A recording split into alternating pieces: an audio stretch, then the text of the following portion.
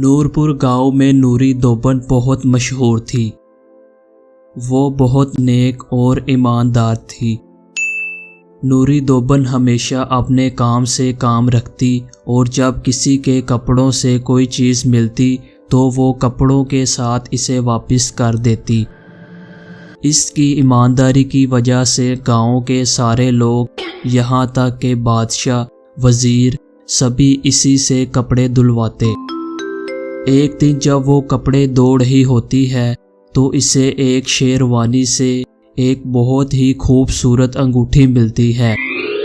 اس نے اس سے پہلے اتنی خوبصورت انگوٹھی نہیں دیکھی ہوتی۔ وہ ادھر ادھر دیکھتی ہے تو اسے پتہ چلتا ہے یہ وزیر اکبر کی انگوٹھی ہے۔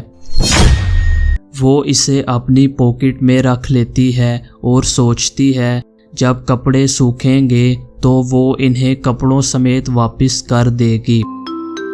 رات میں جب نوری دوبن گھر آتی ہے تو اس کی بیٹی زمین پر بے ہوش پڑی ہوتی ہے۔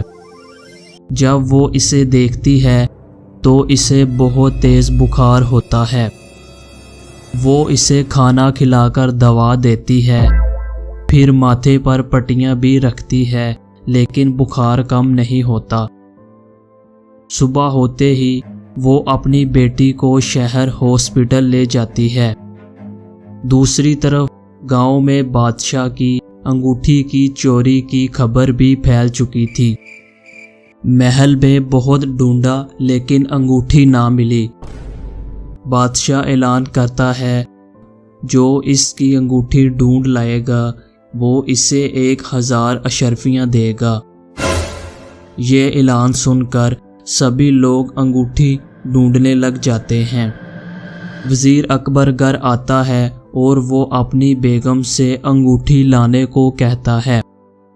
جب اس کی بیوی دیکھتی ہے تو گھر میں وہ شیروانی نہیں ہوتی جس میں انگوٹھی تھی۔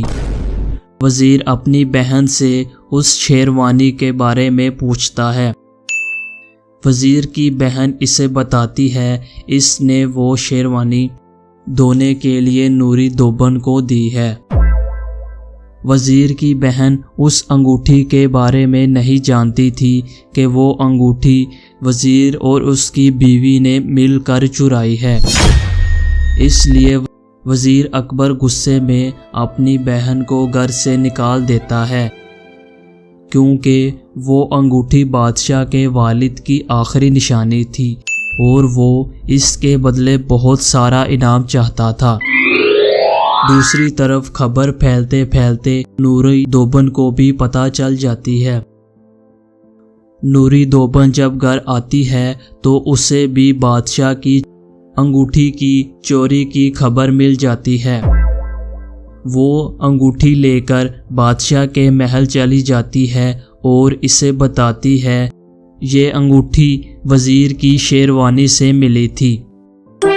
جب وزیر کو بلایا جاتا ہے اور اس سے اس انگوٹھی کے بارے میں پوچھا جاتا ہے تو وہ بادشاہ کو بتاتا ہے یہ جھوٹ بول رہی ہے اور وہ شیروانی بھی اس کی نہیں ہے۔ نوری دوبن بادشاہ کو بتاتی ہے یہ شیروانی وزیر کی بہن اسے دے کر گئی تھی۔ جب وزیر کی بہن کو وہاں لایا جاتا ہے، وزیر کی بہن اسے بتاتی ہے اس نے وہ شیروانی دھونے کے لیے نوری دوبن کو دی تھی۔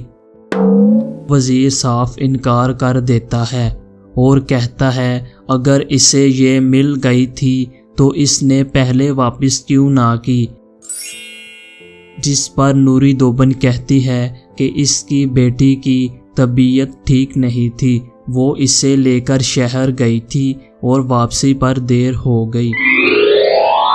بادشاہ تصدیق کے لیے شہر سپاہی بھیجتا ہے اور طبیب بھی نوری دوبن کے حق میں گواہی دیتا ہے۔ سب کچھ سننے کے بعد بادشاہ وزیر کو 10 سال کی قید بامشقت کی سزا سناتا ہے اور نوری کی ایمانداری پر اسے 1000 اشرفیاں بھی دیتا ہے۔